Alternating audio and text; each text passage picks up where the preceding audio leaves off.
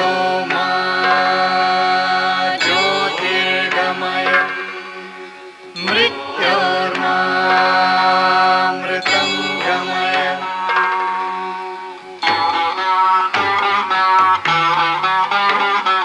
सर्वेऽपि सुखिनः सन्तु सर्वे सन्तु निरामया सर्वे भद्राणि पश्यन्तु मा कश्चित् दुःखभाग् भवेत्।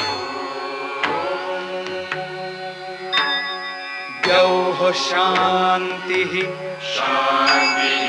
अन्तरिक्ष शान्तिः पृथिवी शान्तिः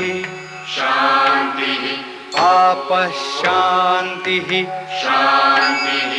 ओषधयः शान्तिः वनस्पतयः शान्तिः विश्वे देवाः शान्तिः कामः शान्तिः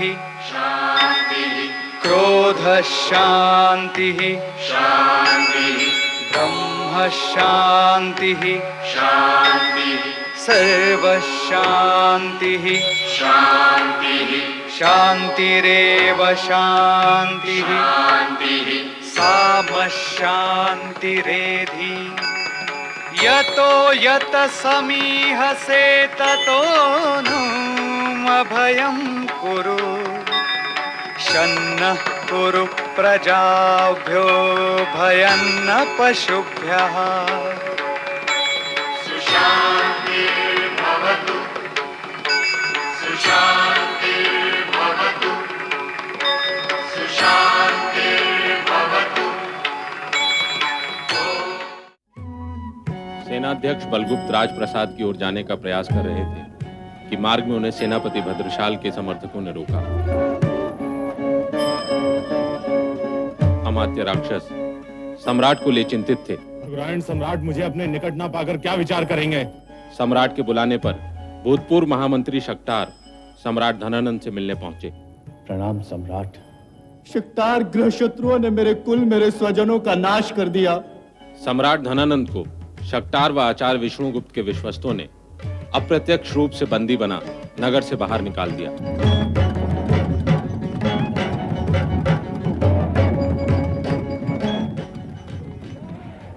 अब आचार्य विष्णुगुप्त मगध के महाअमात्य थे। मैं मगध का महाअमात्य विष्णुगुप्त सेनापति भद्रशाल की मृत्यु के कारण तुम्हें कुमार चंद्रगुप्त की आज्ञा से मगध का सेनापति नियुक्त करता हूँ। बलगुप्त को सेनापति नियुक्त करने के पश्चात महाअमात्य विष्णुगुप्त ने सेनापति भद्रशाल की मृत्यु की घोषणा करवा दी।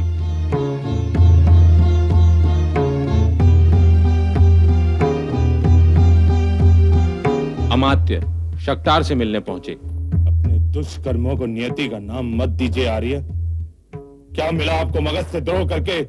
उदास व परास्त अमात्य को जीव सिद्धि ने साहस दिलाया।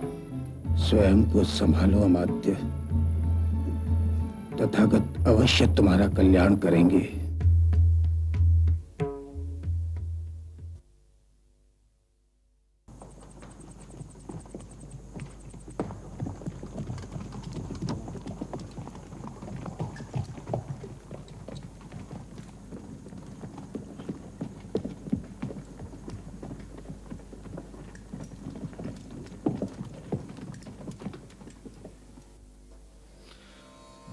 तथागत ने करुणापूर्ण दृष्टि से उस स्त्री की ओर देखा।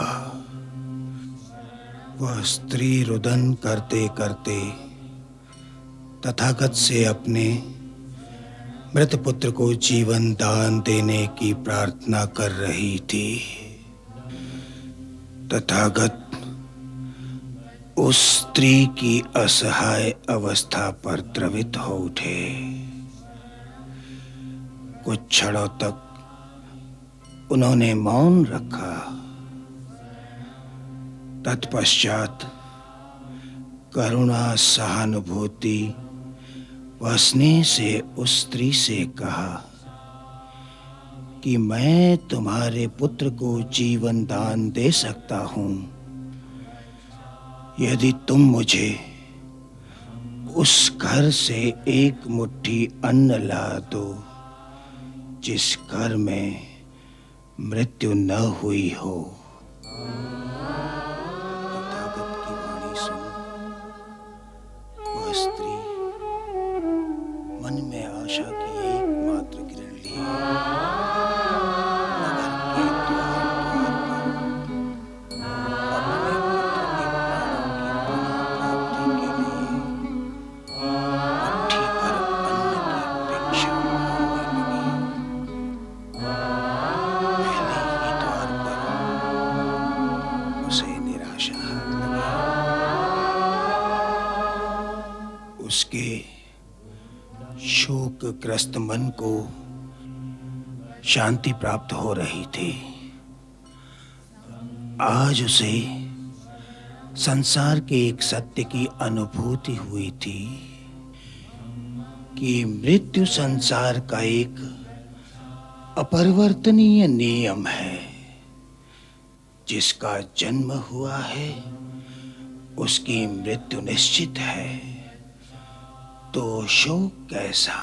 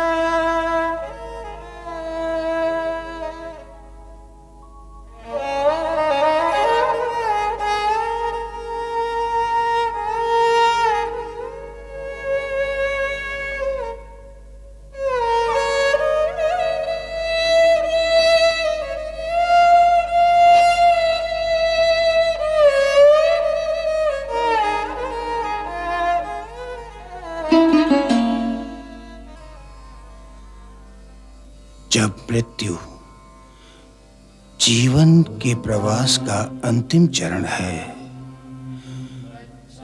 तो जीवन के प्रति मोह कैसा,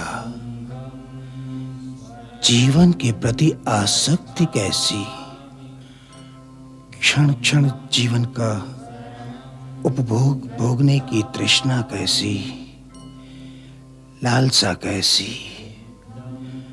मृत्यु तो मुक्ति है, तो फिर मुक्ति का शोक कैसा।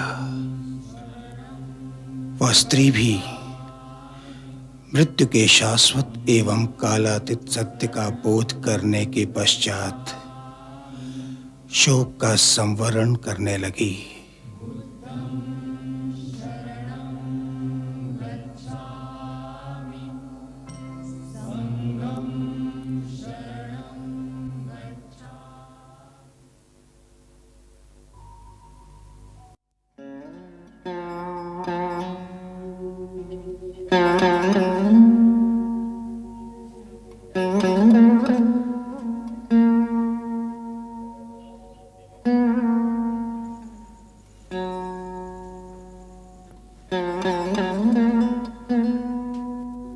बैठो अमात्य।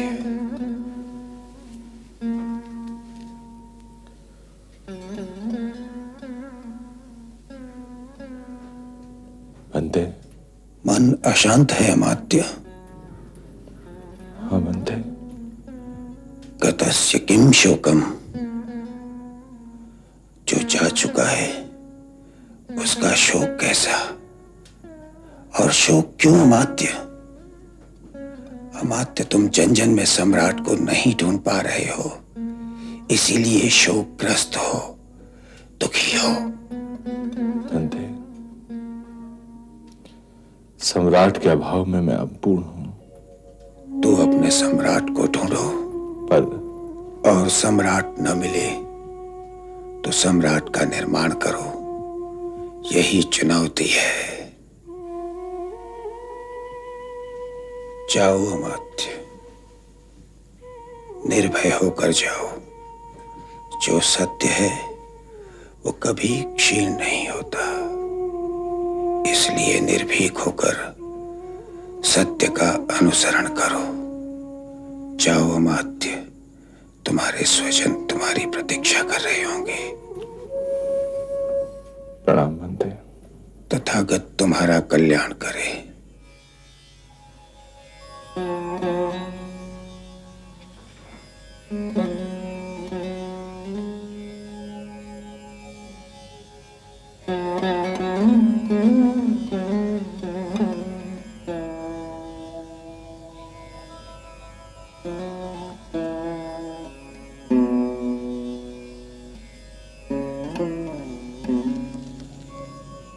तथागत तुम्हारा कल्याण करे।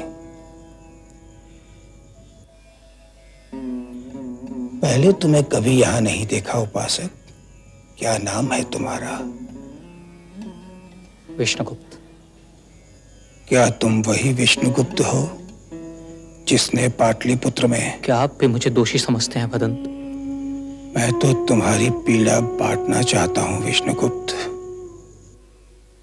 सहस्त्रों अबाल वृद्धों की आर्तनाद का स्वर सुना नहीं है मैंने विष्णुगुप्त, पर उस आर्तनाद के स्पंदन का अनुभव कर सकता हूं मैं।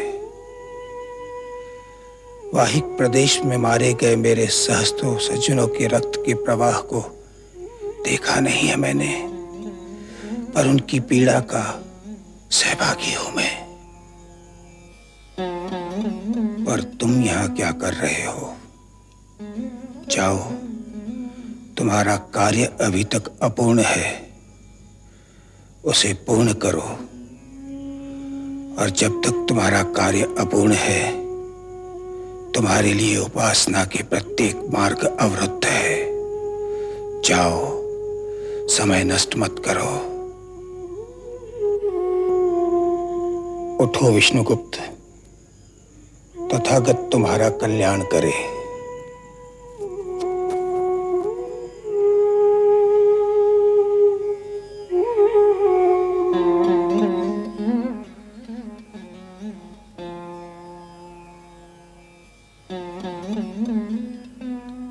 शारंगरो, क्या आर्य भागुरायण को सूचना पहुंच चुकी है? हाँ आचार्य।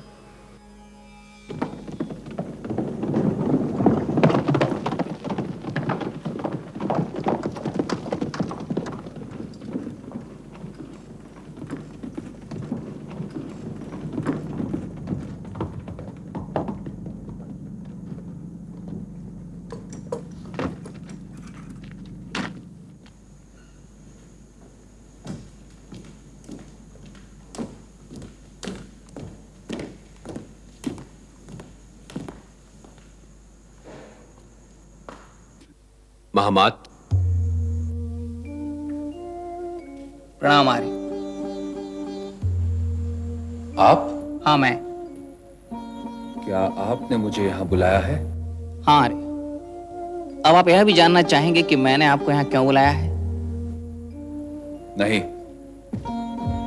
शारंगराव,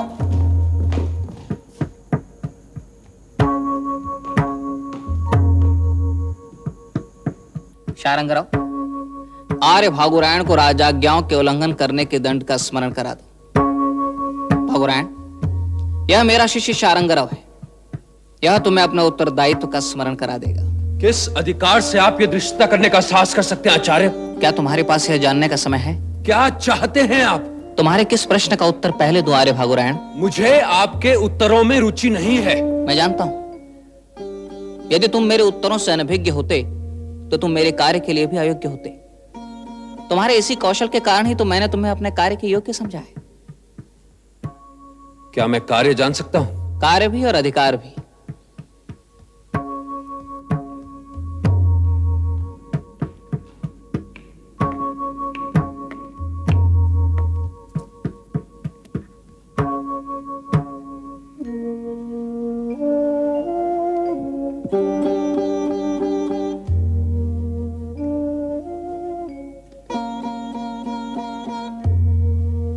राजाज्ञाओं को प्रसारित करने का अधिकार भी मुझे भूतपूर्व सम्राट ने ही दिया है आर्य।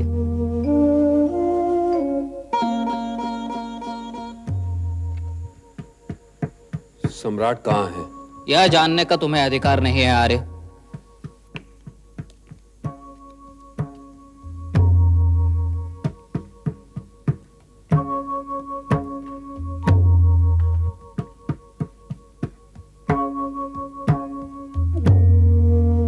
अब कार्य भी जान लो।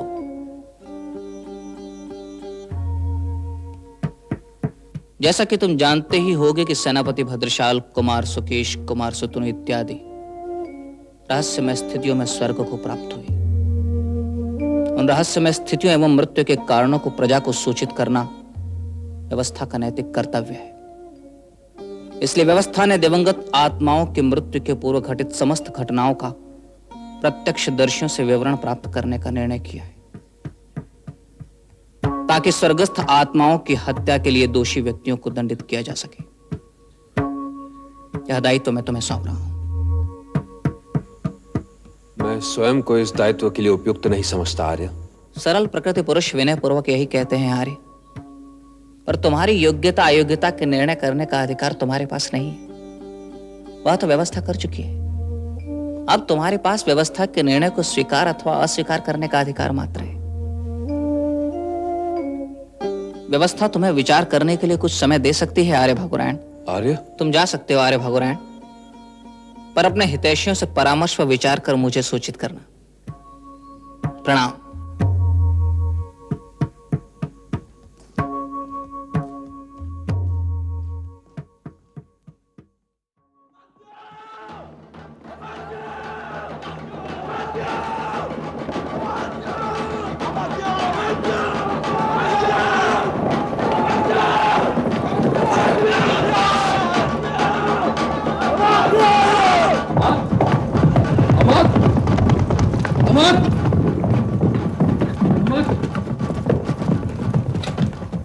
क्या हो गया आपको अमात?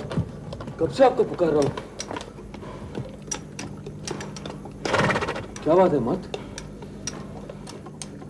कुछ नहीं भाग रहा है। तो फिर आप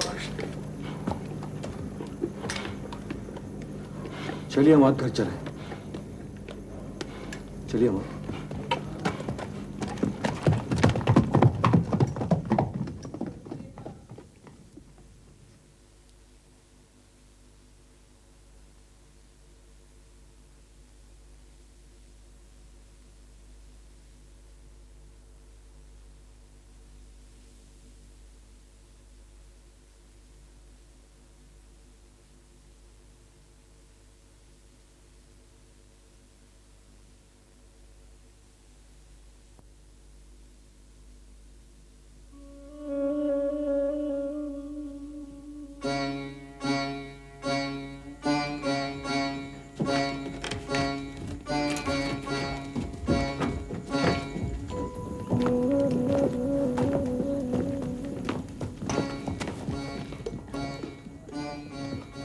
क्या बात है गौतमी?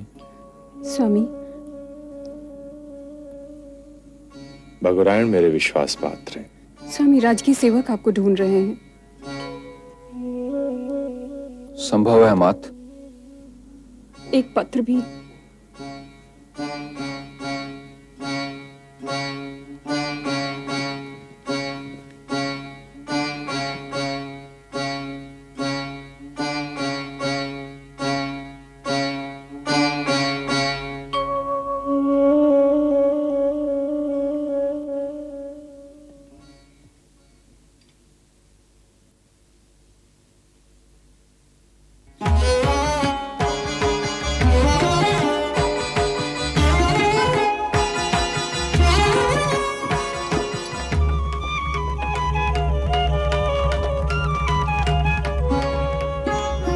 भगुरायण, मैं तुम्हारे षड्यंत्रों से अनभिज्ञ नहीं हूं विश्वगुप्त।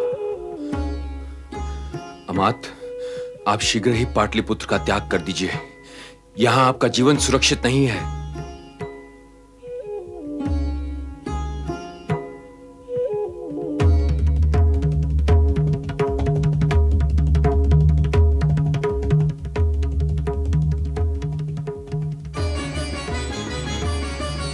ये आचार्य विष्णुगुप्त चाहते क्या है? वे आपको पुनः आपके पद पर नियुक्त कर रहे हैं और मुझे भी उन्होंने पद भ्रष्ट नहीं किया। अपेक्षा के विपरीत उन्होंने मुझे आज ही पाटलिपुत्र में हुए रक्तपात की जांच करने का आदेश दिया है ताकि वे कुमार सुकेश, सुतनु व सेनापति भद्रशाल के हत्यारों को दंडित कर सके। यदि मेरा अनुमान सही है भगुरायण, तो कोई भी तब तक अपने पद से विस्थापित नहीं किया जाएगा जब तक विष्णुगुप्त सत्ता के समस्त सूत्रों को अपने नियंत्रण में नहीं ले लेता। तो क्या मेरी नियुक्ति इसलिए की जा रही है? वे मेरे हाथों अपना ध्येय साधना चाहते हैं। संभवतः आचार्य का लक्ष्य मैं हूं। वे मुझे मगध के समक्ष अपमानित करना चाहेंगे, समस्त हत्याओं के लिए दोषी ठहराना चाहेंगे ताकि मैं उनका विरोध न कर सकूं। वे हमारा एक दूसरे के विरुद्ध उपयोग करेंगे। तो उन्होंने आपको पुनः अपने पद पर नियुक्त क्यों किया? इससे विष्णुगुप्त मगध की प्रजा के समक्ष अपनी छवि उज्जवल करेंगे और मुझे षड्यंत्रों द्वारा अपराधी घोषित कर मेरी छवि धूमिल करेंगे। उनकी उदारता में भी षड्यंत्र है भगुरायण। मेरे लिए क्या आज्ञा है मात? अपने भविष्य का निर्णय तुम्हें स्वयं करना है भगुरायण। मैंने निर्णय कर लिया है। मैं आचार्य के षड्यंत्रों को सफल नहीं होने दूंगा मात। भगुरायण, भगुरायण, भगुरायण, भगुरायण, ये अवसर आवेश में निर्णय लेने का नहीं है। मैं आपकी तरह सुअवसर की प्रतीक्षा नहीं कर सकता मात। मगध के शत्रु अपनी योजना में सफल हो रहे हो तो ऐसी स्थिति में मैं हाथ पर हाथ धरे नहीं बैठ सकता।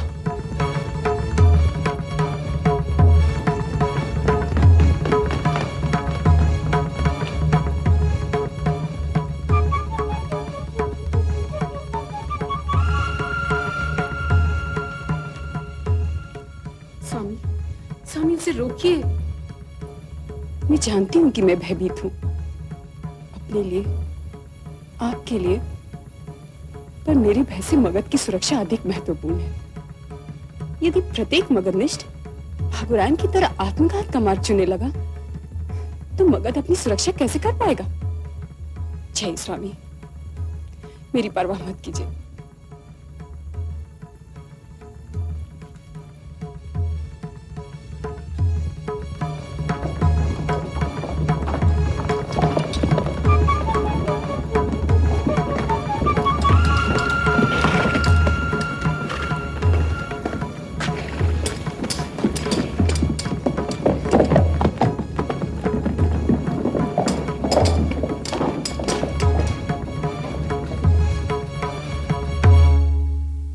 सत्यं बृहत्कृतम् उग्रं दीक्षा तपो ब्रह्म यज्ञः पृथिवी धारयन्ति सानो भूतस्य भव्यतस्य पत्नी उरुं लोकं पृथिवी नः कृणोतु। सत्यं बृहत्कृतम् उग्रं दीक्षा तपो ब्रह्म यज्ञः पृथिवी धारयन्ति सानो भूतस्य भव्यतस्य पत्नी उरुं लोकं पृथिवी न कृणोतु सत्यं बृहत् ऋतम् उग्रं दीक्षा तपो ब्रह्म यज्ञः पृथिवी धारयन्ति सानो भूतस्य भव्यतस्य पत्नी उरुं लोकं पृथिवी न कृणोतु सत्यं बृहत् ऋतम् उग्रं दीक्षा तपो ब्रह्म यज्ञः पृथिवी धारयन्ति सानो भूतस्य भव्यतस्य पत्नी उरुं लोकं पृथिवी न कृणोतु।